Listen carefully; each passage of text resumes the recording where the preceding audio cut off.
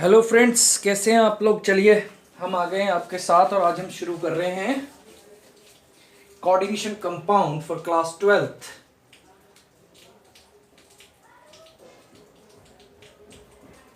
Coordination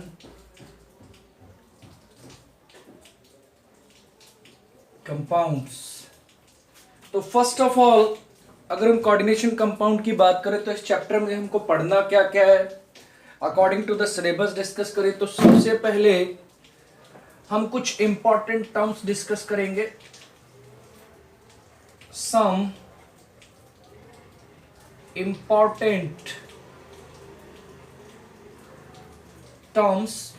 इनके अंदर हम क्या डिस्कस करेंगे, इनके अंदर डिस्कस करेंगे हम सेंट्रल मेटल एटम और आयन क्या होता है, कोऑर्डिनेशन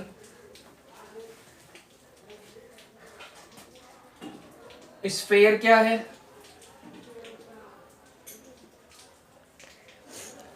लिगेंड्स क्या होते हैं। इसी में हम डिस्कस करेंगे टाइप्स ऑफ लिगेंड्स, साथ में हम डिस्कस करेंगे काउंटर आयन,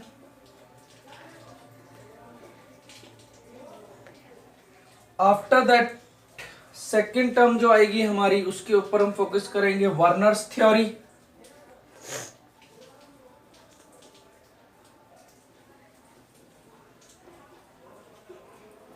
जो कि हमें बताएगी दो चीजों के बारे में, primary valency and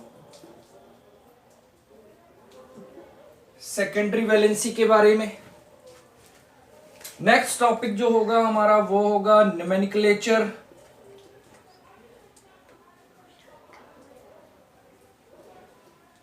it means that IUPAC of coordination compound.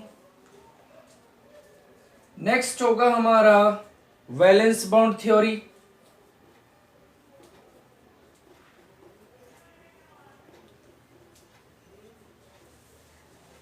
और इसके बाद होगा हमारा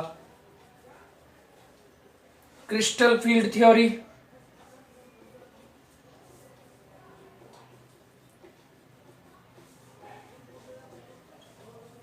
फिर कलर ऑफ द कंपाउंड्स,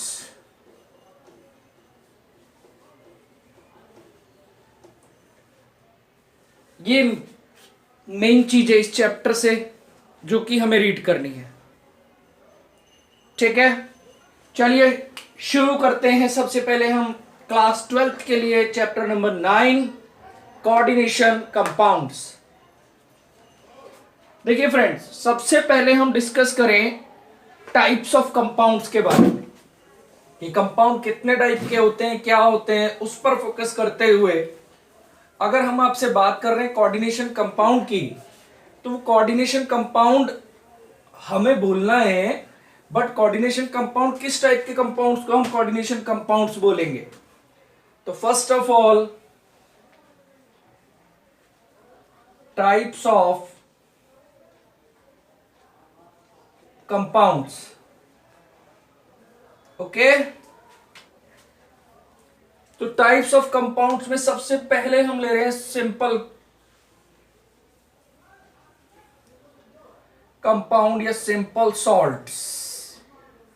अब ये सिंपल सॉल्ट्स क्या होंगे, इनकी बात करें तो सिंपल सॉल्ट्स क्या होते हैं, आपने छोटी क्लासेस में एक रिएक्शन पढ़ी होगी कि acid plus base it gives salt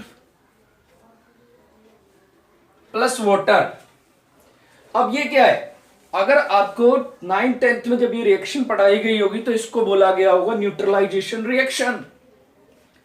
तो क्या होता है, जो एसिड और बेस के कॉम्बिनेशन से सॉल्ट बनते हैं वो कहलाते हैं हमारे सिंपल सॉल्ट। ओके, जैसे कि हम एग्जांपल ले लें, NaOH की रिएक्शन करा दें H2SO4 के साथ क्या फॉर्म होके आएगा, Na2SO4 प्लस H2O, बैलेंस करें twice of NaOH and 2H2O। Okay, तो Na2SO4 ये क्या हुआ हमारा, it is called simple salt.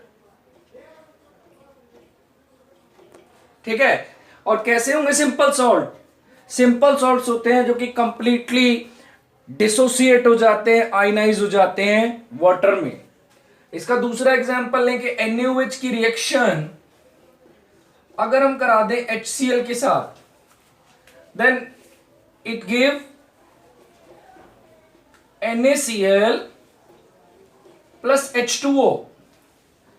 अब NaCl को if we dissolve in water, then it completely dissociates into Na positive plus Cl negative ions।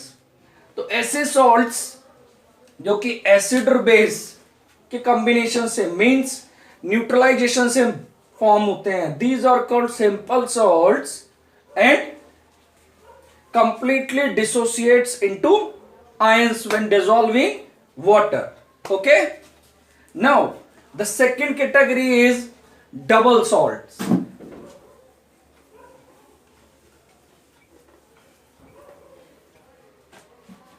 second is double salt।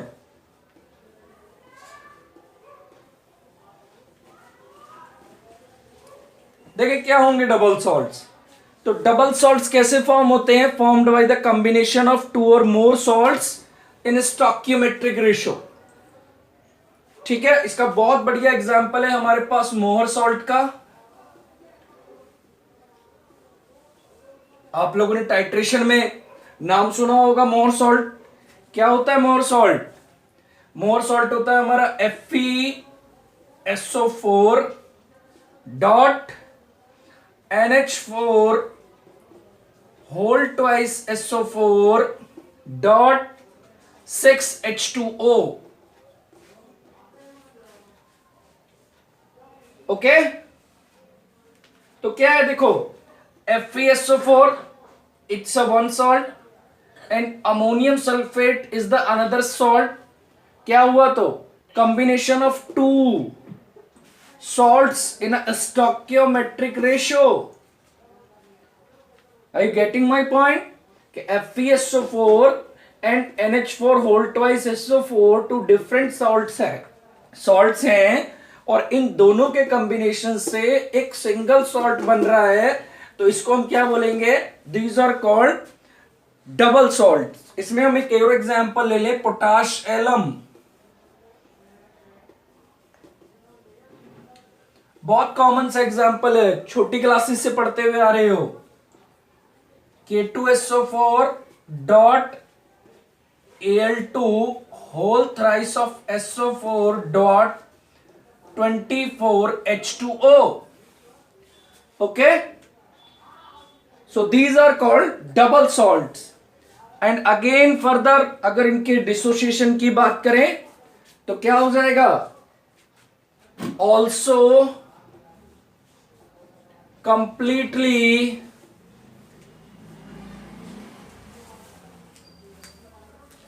dissociate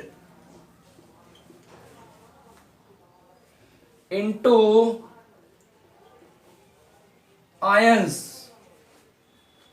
ठीक है, ये भी कंप्लीटली डिसोसिएट हो जाते हैं। अगर आपने टाइट्रेशन याद हो आपको, अगर आपने फेरस अमोनियम सल्फेट की मोर सॉल्ट की टाइट्रेशन की है तो आपने वहां जब केमिकल रिएक्शंस में आयनिक रिएक्शन लिखी होगी तो आपको याद होगा वहां पर हम Fe+2 आयंस की वजह से रिएक्शंस लिखते हैं।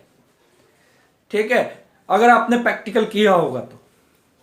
चले आगे बढ़ते हैं, आफ्टर दैट आ जाते हैं अब हमारे पास कॉम्प्लेक्स और कोऑर्डिनेशन सॉल्ट।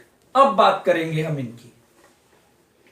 देन यहां आपको ये यूजफुल होगा कि आप यहां डिफरेंशिएट कर सकते हो कि हम किस टाइप के कंपाउंड्स को कोऑर्डिनेशन कंपाउंड्स की कैटेगरी में रख रहे हैं।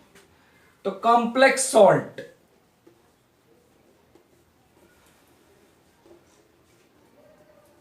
क्या होंगे? कॉम्प्लेक्स सॉल्ट किसको बोलेंगे? तो वही टू और मोर सॉल्ट्स के स्टोइकियोमेट्रिक रेशियो के कॉम्बिनेशन से फॉर्म होंगे, बट क्या होंगे? Do not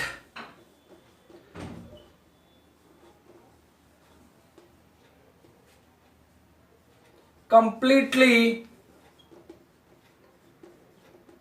dissociates into ions when dissolved in water। जब इनको वाटर डिसॉल्व करते हैं तो कंप्लीटली डिसोसिएट ये नहीं होंगे। जैसा कि हमारी फर्स्ट टू कैटेगरी जो हमने सिंपल सॉल्ट और डबल सॉल्ट पढ़े हैं वो डिसोसिएट हो जा रहे थे, बट ये कंप्लीटली डिसोसिएट्स नहीं होंगे। Okay, now example. अब इसके एग्जांपल्स की बात करें तो सबसे पहले हम लिख ले रहे हैं K4FeCN6। ओके, सेकेंड एग्जांपल की बात करें तो सेकेंड एग्जांपल हम लिख सकते हैं, लिख देते हैं NiCl2H2O4। अब देखो मैंने यहां पर ये दो कंपाउंड लिखे हैं। अब इन दोनों कंपाउंड्स में डिफरेंस क्या है? यहां पर हमारे पास ये जो कैपिटल ब्रैकेट है, ये जो कैपिटल ब्रैकेट है, यहां इस कंपाउंड में हमारे पास इस कैपिटल ब्रैकेट के बाहर भी एक एलिमेंट गिवन है, और जबकि मैंने जो ये एग्जांपल लिखा है इसके अंदर दोनों ही क्या है, इसके अंदर पूरा जो है इस कैपिटल ब्रैकेट का अंदर का ही पार्ट है, इसमें बाहर कोई न लेफ्ट न राइट कोई भी अदर एटम अवेलेबल नहीं है। ठीक है, तो अब हमें इस पे फोकस करना है कि ये क्या है। तो सबसे पहले जो भी ये कैपिटल ब्रैकेट का पार्ट है that is called coordination sphere. इसको हम बोलेंगे कोऑर्डिनेशन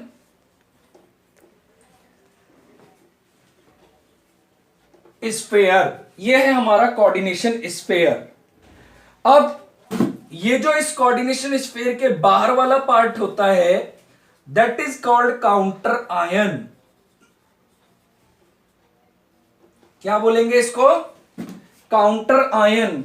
और ये जरूरी नहीं है कि लेफ्ट पर ही होगा, ये राइट में भी अवेलेबल हो सकता है। अगर वो केटायन है तो वो लेफ्ट पर अवेलेबल होगा, अगर वो एनायन है, नेगेटिव चार्ज कोई एटम है, तो बच्चों वो राइट पर अवेलेबल होगा। ओके, एंड ये अब इस पर आ जाइए, इस कोऑर्डिनेशन के अंदर जो पार्ट है these are called central metal atom और आयन। एंड जो यहां स्मॉल ब्रैकेट के अंदर का पार्ट है या ये जो अदर पार्ट है दीज आर कॉल्ड, इनको हम क्या बोलेंगे? These are called ligands. ठीक है,